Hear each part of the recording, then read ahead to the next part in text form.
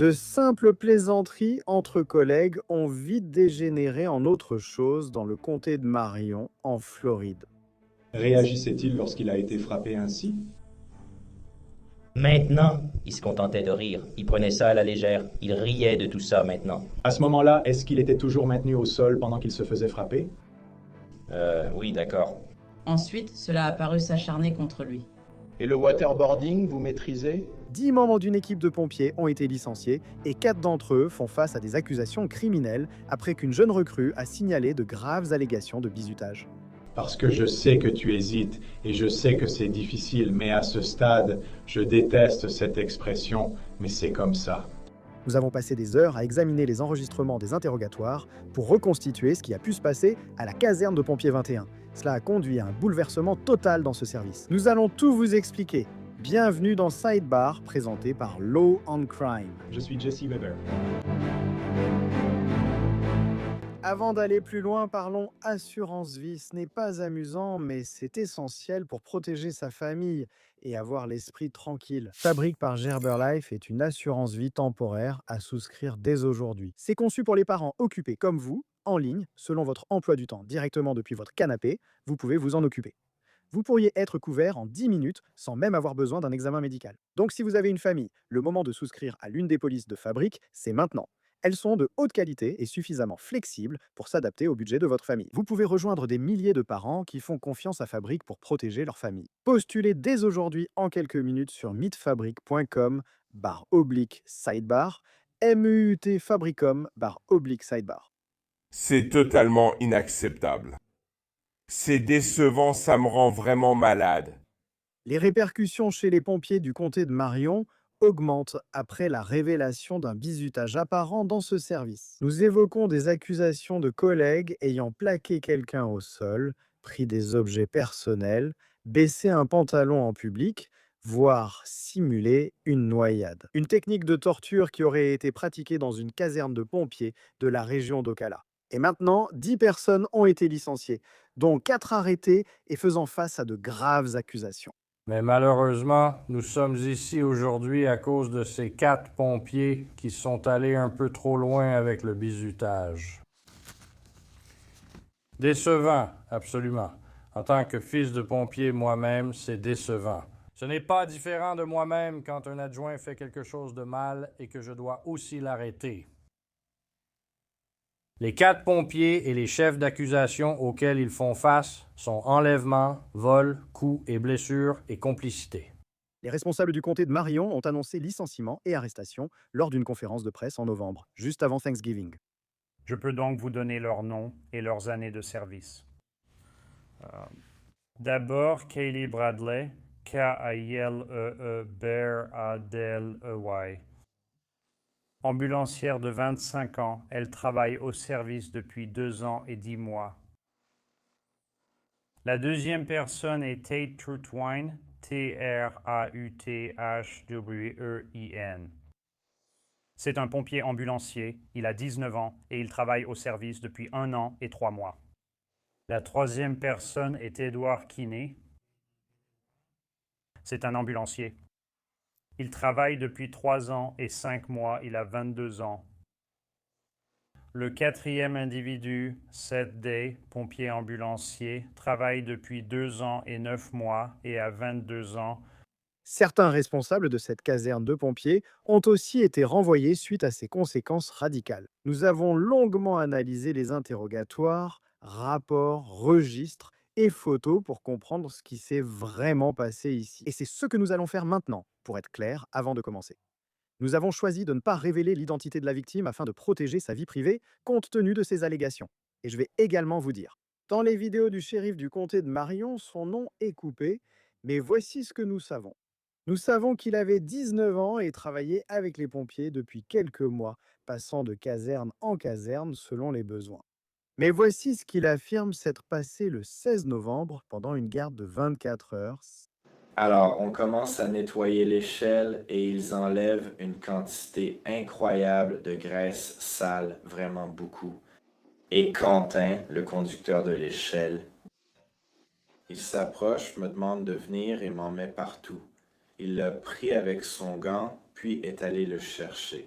Il m'a sali la chemise en disant « Tu n'as pas l'air assez sale », puis il en a rajouté. Et l'une des choses que les enquêteurs lui ont dites, c'est qu'on lui avait aussi essuyé de la graisse dessus et qu'on le lui avait dit. Même s'il mettait une chemise propre, il la salirait encore. Il y aurait aussi eu un incident avec une pizza. Le chauffeur, Quentin Gaines, pensait que la victime avait jeté les parts de pizza restantes au lieu de les garder pour un autre service. Il se serait mis en colère et aurait apparemment pris une partie de l'équipement et des encas de la victime pour les jeter dans les bois. Et ensuite, Tate avait montré mon Instagram à l'équipe et ils ont vu que j'avais un nombre assez important d'abonnés. Et puis Tate leur avait raconté comment j'étais devenu populaire grâce à un TikTok. Alors ils essayaient de trouver un TikTok pour voir et je l'avais supprimé, c'était fou. Tate avait pris mon téléphone, essayait de me bloquer l'accès et il demandait mon mot de passe. Quand tu dis qu'il a pris ton téléphone, explique-moi comment j'ai eu ton téléphone. Tate ou Seth a soulevé mes jambes, puis Tate a fouillé ma poche pendant que j'essayais de me débattre. Donc, je me tournais sur le côté. Comme ça, il ne pouvait pas y accéder. Mais ensuite, juste comme Seth m'a déplacé pour m'attraper vite. Tout son poids vers le sol, et Seth court vers moi et attrape mes jambes. Et il les prend sous mes genoux, et il me soulève pour que je ne puisse vraiment plus bouger. Et ensuite, Tate enlève ma ceinture de mon pantalon et il commence à me fouetter sur le devant. Et ensuite, Kenny roule un peu sur le côté et Seth attrape et replie mes jambes, donc je me retrouve encore plus sur le côté. Après ça, j'ai essayé de me battre avec Kenny et de l'attraper, juste pour me dégager de sa prise afin de pouvoir me retirer. Et puis, il m'a serré encore plus fort et a attrapé mes bras. Et puis, à chaque fois que j'essayais de me débattre, Seth faisait, je ne sais pas comment l'expliquer, il mettait du poids sur le devant de ma jambe. Il me tenait comme ça et appuyait, ce qui me faisait mal au dos. À ce moment-là, Je pensais qu'ils étaient juste en train de s'amuser, je ne pensais pas que c'était... Mais une fois qu'il a enlevé la ceinture, là, je me suis dit, OK, il faut se calmer, ça peut s'arrêter. Et puis, une fois qu'ils ont déboutonné mon pantalon et l'ont baissé, là, j'ai vraiment essayé de me débattre et de m'en sortir. D'accord. Tate avait pris mon téléphone et il essayait de m'en bloquer l'accès et il me demandait mon mot de passe. Donc, quand tu dis qu'il a pris ton téléphone, explique-moi comment il a eu ton téléphone.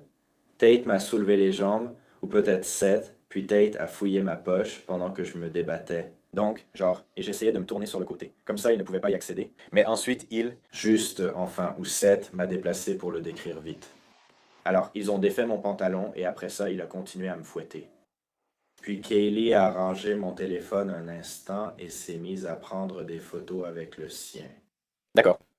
Après, ils ont demandé à Kaylee de détourner le regard, mais elle ne l'a pas fait et a juste agi ainsi. Et puis, il a baissé mon caleçon et m'a frappé avec la ceinture. D'accord. Donc, ils t'ont complètement enlevé tes vêtements. D'accord. Ils t'ont tout enlevé et te frappaient encore avec la ceinture. Et Kaylee avait toujours ton téléphone à ta connaissance. D'accord. Toujours Seth et Kenny qui te maintenaient au sol. Tweety Tyler, d'autres sont sortis. Personne n'a rien dit. D'accord. à ce moment, la victime dit que le groupe l'a traîné sur le béton jusqu'à une autre zone hors de la caserne.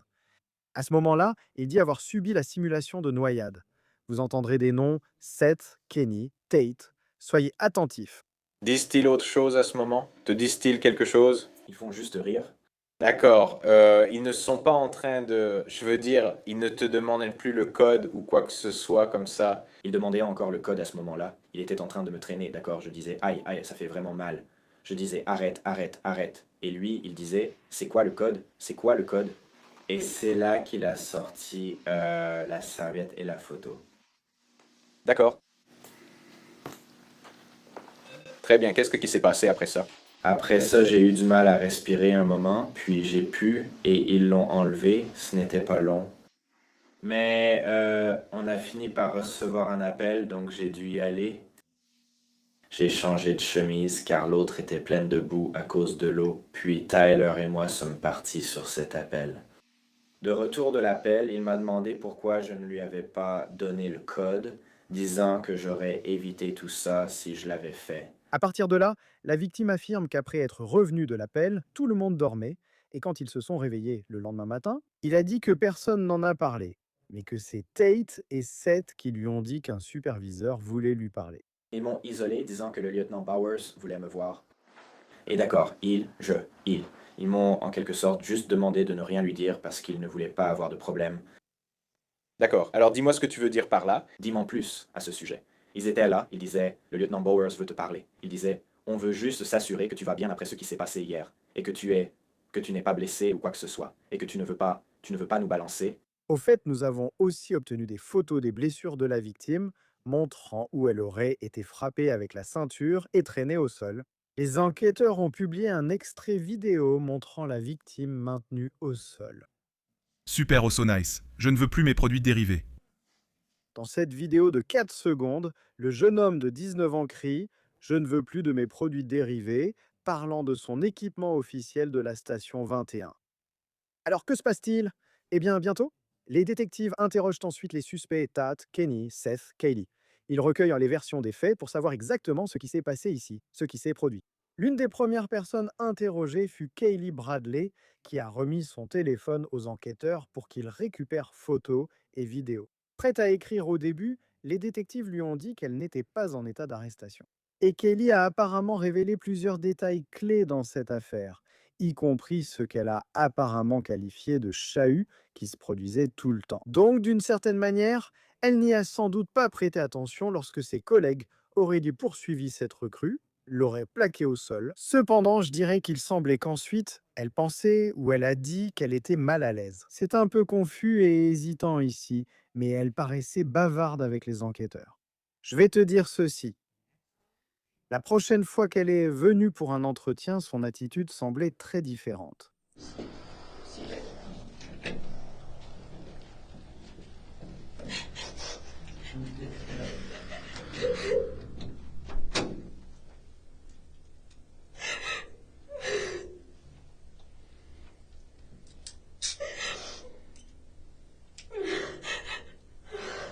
Just hang tight here, and Detective Williams will be in here in just a minute.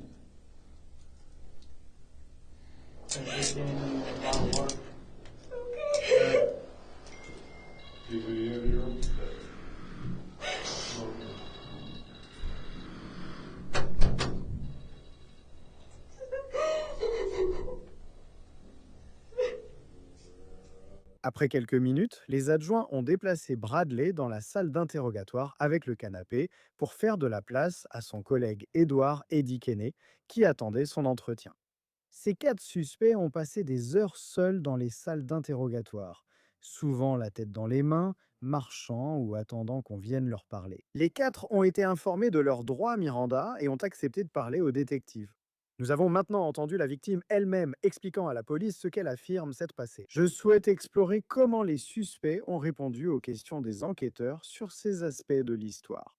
Lorsqu'on l'a interrogée sur la bagarre, Kaylee a donné de nouveaux détails sur sa prise de contact avec le téléphone de la victime. Il y avait genre presque toute la station plus tôt dans la soirée qui était assise à une table. Faisait une blague à propos de genre comment il avait eu une vidéo TikTok qui était devenue virale et c'était un peu comme un piège à soif de 2016. On a longtemps tenté de nous montrer le TikTok. Il a dit non, supprimez son TikTok, il n'y est plus. On a commencé à parler d'autres choses. Environ 30 à 45 minutes étaient passées et on était toujours à table. J'étais là, genre, mec, il raconte quoi? Et j'étais là, genre, quoi? Qu'est-ce que tu veux dire? Parce qu'il dit parfois des trucs au hasard et on est là. À propos de quoi? Et puis il m'a donné son téléphone et il me montrait comme ces messages de groupe à propos de... Comme un autre pompier qui couchait avec une fille à la caserne. C'est lui qui t'a montré ça. Il m'a donné son téléphone pour me montrer les messages au début. Et ensuite, je crois que c'est Seth qui a pris le téléphone de mes mains. C'est là que tout a commencé. Donc voilà, Et si je t'interromps et que tu perds le fil de tes idées, dis-moi juste de me taire et je recommencerai à écouter. Je suis très paniquée, donc je suis vraiment désolée. Si jamais t'as besoin de l'emmener ou quoi que ce soit, tu n'es pas obligé. On t'a apporté de l'eau, mec. On ne veut surtout pas que tu te sentes sous pression parce que, comme on l'a dit, tu n'es pas en état d'arrestation. Je sais que je ne le suis pas. Il ne voulait pas que Seth ait le téléphone, c'est ce que tu as dit. C'est là que tout a commencé, si j'ai bien compris. Genre, Seth a pris le téléphone et puis il a commencé à courir après lui, je crois. Et il courait autour de la station et c'est là que Kenny et Tate se sont impliqués. Ils ont commencé à courir aussi. J'ai fait le tour du bâtiment car Seth courait. Et puis nous avons entendu Tate dire « on l'a eu ». Puis nous avons tourné le coin et Tate et Kenny l'avaient maîtrisé. D'accord. Mais tu vois, je veux préciser que pour moi, c'est quelque chose qui arrive tous les jours. Il n'y a pas de poste de police dans le coin, donc voilà. J'avais déjà participé à des bagarres amicales avec Kenny, Tate et Seth avant, donc je ne pensais vraiment pas qu'il se passait quoi que ce soit d'anormal. Voici ce que Ted Trott a déclaré. Est-ce que quelque chose a été mentionné à propos d'Instagram, TikTok ou quelque chose comme ça? Oui. D'accord, dis-moi en plus. C'est nous qui l'avons évoqué. Il parlait d'une fille avec qui il discutait. On a vu son Instagram avec 45 000 abonnés, on se demandait pourquoi. On rigolait et en parlait tous. Bien sûr, oui. Il a dit « J'ai un TikTok célèbre qui a explosé ». Puis on lui a posé des questions après l'avoir vu. D'accord, il t'a partagé ça? Non. D'accord. Quelle a été votre réaction? Nous lui avons demandé où nous étions, et je suis sûr qu'on vous a dit qu'on lui avait pris son téléphone pour le cacher un peu, d'accord?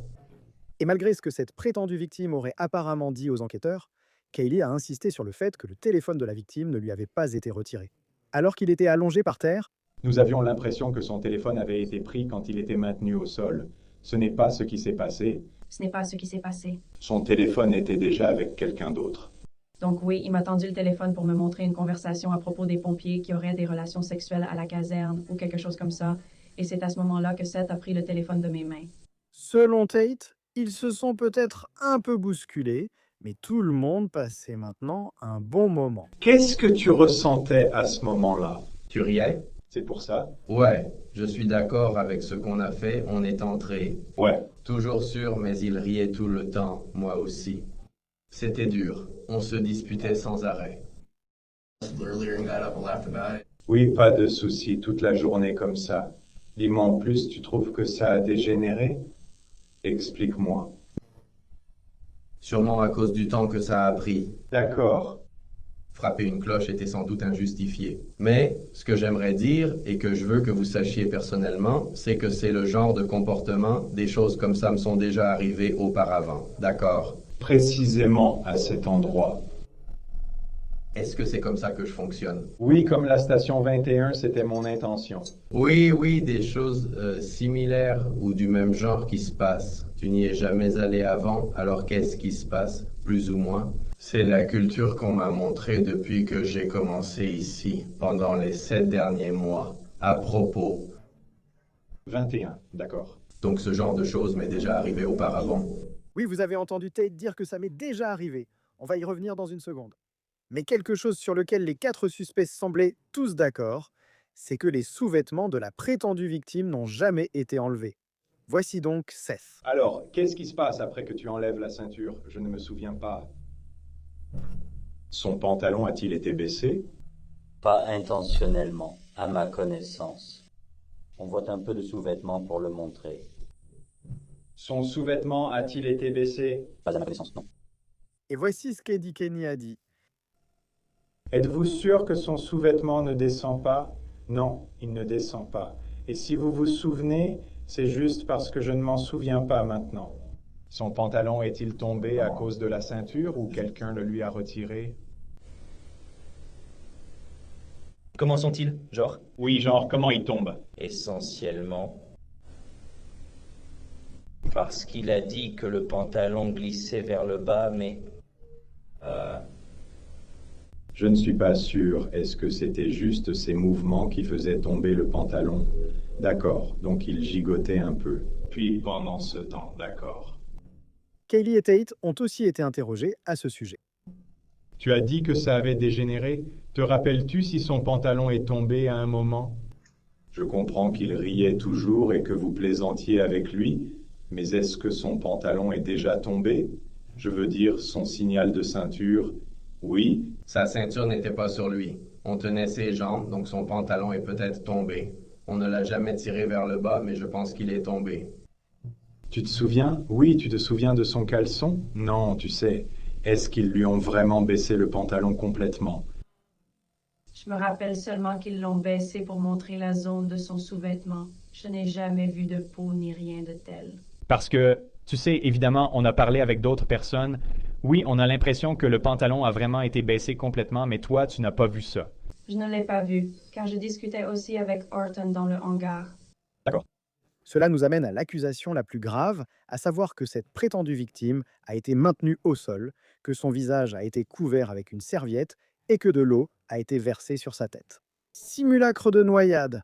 La victime prétend avoir reçu de l'eau 3 fois, tandis que le suspect minimise, évoquant seulement quelques gouttes. Je sais que vous avez mentionné quelque chose à propos, vous savez, d'une sorte d'eau qui a été apportée. Qu'est-ce qui s'est exactement passé avec l'eau? Ou vous ne l'avez même pas sortie? Je ne sais pas comment ils l'ont sorti. Je me souviens qu'ils n'utilisent pas l'excitation. Je leur ai dit de ne pas le faire. Peut-être quelques taches, comme quand ça lui est passé au-dessus de la tête. Mais rien d'important. Hormis cet événement, je suis presque sûr. Peu après son appel. D'accord. Tu sais? Et qui est-ce? Ils sont sur l'eau? Je ne me souviens pas du tout. Je veux dire, il n'y a que tant de... Il n'y en a pas beaucoup comme vous à la station. Vous êtes sûr? Vous ne vous souvenez pas? Je ne me souviens pas. Vous vous souvenez de ce qui a été utilisé pour l'eau, les couvreurs? Ensuite? Je crois que c'était comme des images en plastique, ce qui servait autrefois pour le café. Ou comme un couvercle supérieur. Alors comment? Si je t'indique une mauvaise direction, tu vérifies comment faire couler de l'eau d'un objet sans ouverture au-dessus, tu vois? Donc ça sort un peu, ça reste, ça fait une sorte de filet avec... Oh, désolé, voilà mon... Je crois que c'était comme déplacé, puis c'était plein. Je ne sais pas si je m'en souviens comme ça, peut-être que toi non plus. Cette photo, tu les as vraiment regardées verser ça? Je ne l'ai pas fait, d'accord. Serait-il juste de dire que c'est ce qui s'est passé? Je n'étais plus sûre, alors j'ai arrêté de regarder, pensant que ça allait trop loin. Qu'est-ce qui a causé l'arrêt? Je crois que nous avons reçu un appel. Comment cela se termine-t-il? On enlève la serviette, c'est bon, lève-toi. Et puis après ça, j'avais parlé tard dans la nuit. On traînait juste, on se chamaillait. Je connaissais toute l'école. D'accord, genre. On était proches, amis, on parlait de feu, d'école, etc. Avec lui, on a parlé catch toute la nuit. Au réveil, même Seth et moi avons pensé avoir peut-être exagéré la veille pour lui parler, à lui et moi. Seth a demandé le lendemain matin. « Et ça va? » « Tu n'as pas été blessé? » « Non, ça va. » Voici le problème. D'après les suspects interrogés, le bizutage faisait simplement partie de la culture à la caserne 21. D'après une expérience personnelle, j'ai déjà été maintenu au sol par 4 gars de la caserne. On m'a aussi baissé mon pantalon lors de ce même incident. D'accord. Et Tom Titan a embêté Gotcha? Mais dans ce cas précis, tu ne te souviens pas que son pantalon soit descendu? Non. À quel moment, tu sais, Tate et Seth ont-ils déjà semblé, tu sais, devenir presque malveillants avec ça, comme s'ils paraissaient, je suppose, haineux?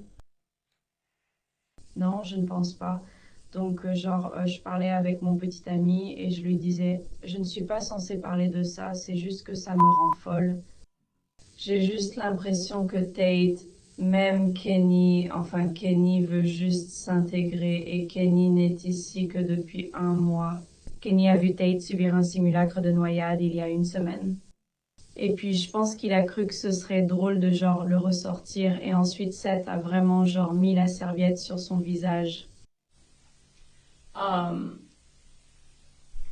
Je pense qu'ils trouvaient ça drôle car ça leur était déjà arrivé. Tu as vu ou entendu parler de ce qui est arrivé à Tate il y a une semaine quand il s'est fait Order Border? Oui, j'en ai entendu parler.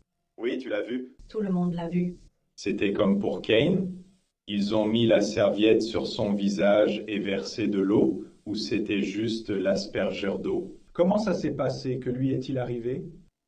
Je n'ai pas vraiment vu comment la serviette a été mise sur sa tête. Non, je veux dire avec Tate, oui. D'accord, avec Tate. Oui, on a mis la serviette sur sa tête et versé une carafe d'eau dessus. D'accord.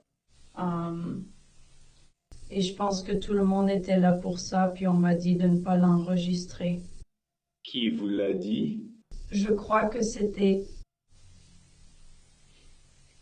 Manny. Ça pouvait être Manny, Queen ou Contingane. D'accord. D'accord, je veux dire, à ce stade, on a parlé à tout le monde. Ouais. On a parlé à tous. Chacun a déjà expliqué son rôle. Honnête avec nous? Sur ce qui s'est passé. Donc nous? Donc quoi, l'histoire de la simulation de noyade, je suis sûr que je vois où vous voulez en venir. Eh bien, certains l'ont fait aussi. Je demande si quelqu'un a explicitement parlé de simulation de noyade, ou a dit quelque chose comme « c'est le moment de faire la simulation de noyade ». Eh bien, c'était une blague parce que, comme je l'ai dit, ce genre de choses m'est déjà arrivé. C'est vraiment arrivé, mais c'était une sorte de blague. Il n'a jamais subi le supplice de la baignoire. D'accord. On était assis là, à rigoler. Seth n'avait les genoux de personne. On était juste assis là. Kenny est revenu avec une carafe d'eau et une serviette. J'ai pensé, on va lui faire un simulacre de noyade. On a juste mis la serviette sur son visage, c'est tout. D'accord, il a vraiment versé l'eau sur sa tête. Je crois que n'importe quelle eau, d'accord. On aurait quand même sorti notre eau pour lui, malgré ce qu'on avait entendu. Ça ne semblait pas être grand-chose, peut-être, mais est-ce que Kenny a réussi à avoir une idée claire de quoi? Ouais. C'était encore plein après, donc je ne faisais pas attention à ça, je n'en faisais pas partie. Selon Kaylee, on lui avait déjà demandé de supprimer toutes les photos et vidéos de disputes et de blagues. Ses superviseurs lui auraient dit de ne pas parler de l'incident avec la jeune femme de 19 ans. J'ai été convoquée lors du prochain service le matin. Et ils ont dit qu'ils avaient entendu dire qu'il y avait des vidéos de l'incident et qu'il ne devait plus y avoir de vidéos ou de photos à ce sujet. Et cela concerne-t-il toutes les bagarres ou seulement l'incident qui s'est produit dimanche? Ils avaient déjà établi qu'ils ne voulaient pas de vidéos ou de photos des bagarres. Et qui sont-ils? Comme Queen et Vic. Quentin Gaines et le capitaine ont demandé de supprimer tout ce qui concerne l'incident de dimanche. Oui. A-t-il précisé que c'était dimanche ou qu'a-t-il dit exactement?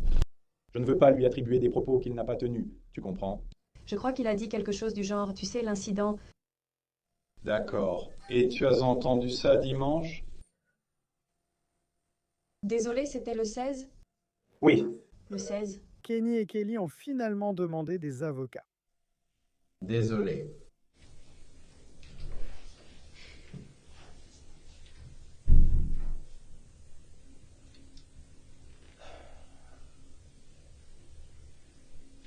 Je suis désolé, je préfère avoir un avocat. D'accord, c'est bon avant qu'on sorte ou quoi que ce soit. Y a-t-il autre chose que vous voulez nous dire? Non, je suis juste inculpé. D'accord. As-tu besoin de quelque chose dans l'eau? Si tu as besoin de quelque chose, frappe simplement.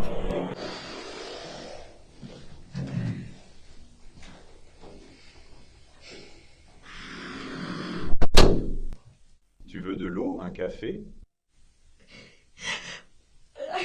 J'ai besoin d'un avocat.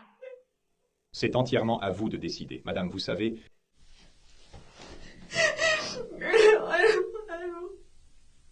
Je ne sais pas quoi faire.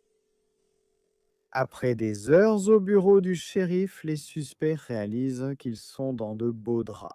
Je peux redemander les chefs d'accusation? Vol, enlèvement, affaires simples, crime au premier et deuxième degré, et moi.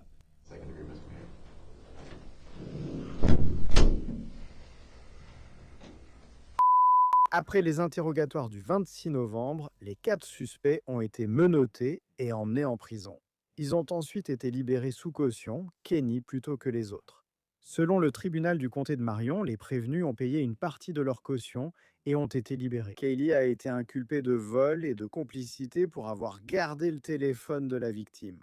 Seth, Kenny et Tat sont inculpés de vol, coups et blessures et enlèvement. Ils comparaîtront au tribunal pour Raymond le 27 janvier. Maintenant, en plus du licenciement et des poursuites contre ces 4 personnes, 6 autres employés de la caserne de pompiers 21 ont soit été licenciés, soit ont démissionné. Avant que cela ne puisse arriver, et cela comprenait les rapports d'enquête de la direction de la caserne par le Conseil des commissaires du comté de Marion. Ce rapport, publié en décembre, nous donne une idée des raisons pour lesquelles ils ont été renvoyés. Par exemple, voici ce que dit le rapport sur le capitaine Victor Payette. Je cite. Le capitaine Victor Payette a appris l'incident vers le 19 novembre 2025. À ce moment, il avait des informations sur un grave incident impliquant un pompier pouvant relever d'un comportement criminel. Bien que conscient, le capitaine Victor Payette n'a pas signalé officiellement ni informé les ressources humaines. Le capitaine Victor Payette a échangé avec le chef de bataillon Clint Ballock après avoir pris connaissance de l'incident. Le capitaine Victor Payette n'a pas pris de mesures pour préserver les preuves et a géré l'affaire de façon informelle à la caserne. Durant cette période, le capitaine Victor Payette a ordonné à un membre de supprimer des photos ou vidéos de l'incident, entraînant la perte définitive des preuves. Le capitaine Victor Payette a ensuite informé le chef de bataillon Balak que l'incident pouvait relever d'une conduite criminelle. Lors d'un entretien ultérieur avec la police, le capitaine Victor Payette n'a pas donné les mêmes informations qu'au chef de bataillon Balak. Son témoignage aux forces de l'ordre a omis des informations clés sur la gravité de l'agression, sa connaissance de l'incident, sa connaissance des photos et vidéos, ainsi que ses actions après en avoir pris connaissance. Et oui, le chef de bataillon Balak a également été licencié lors d'une conférence de presse en décembre. Le shérif, un commissaire et le chef des pompiers du comté de Marion ont tous exprimé leur grande déception face à la situation. Aujourd'hui, je souhaite parler de l'arrestation et du renvoi de 4 membres de notre service. Leurs actions, qui font maintenant l'objet de graves accusations criminelles, représentent une violation troublante de tout ce que cette profession représente. Cet événement était inacceptable, inexcusable et contraire aux valeurs de notre service d'incendie. Permettez-moi d'être clair. Ceux impliqués dans cet incident ont perdu le droit de porter l'uniforme dès qu'ils ont choisi d'agir de façon à mettre en danger, blesser et trahir un collègue pompier. Leur comportement ne reflète pas qui nous sommes ni ce que nous représentons pour notre communauté. Je sais que cette nouvelle est bouleversante. Je sais qu'elle peut amener certains à remettre en question leur confiance dans le service, mais je vous demande de vous rappeler que nous avons plus de 800 pompiers qui viennent travailler chaque jour avec une seule mission: sauver des vies, protéger les biens et protéger cette communauté. Ils interviennent à toute heure, dans toutes les conditions et les situations les plus dangereuses. L'inconduite de certains ne doit pas ternir l'honneur, l'engagement et le sacrifice de la majorité. Le comté de Marion applique une tolérance zéro envers les employés qui abusent de la confiance des personnes servies ou privilégient leur désir à leur responsabilité. Tolérance zéro pour tout comportement rabaissant envers les hommes et femmes de valeur servant avec honneur chaque jour.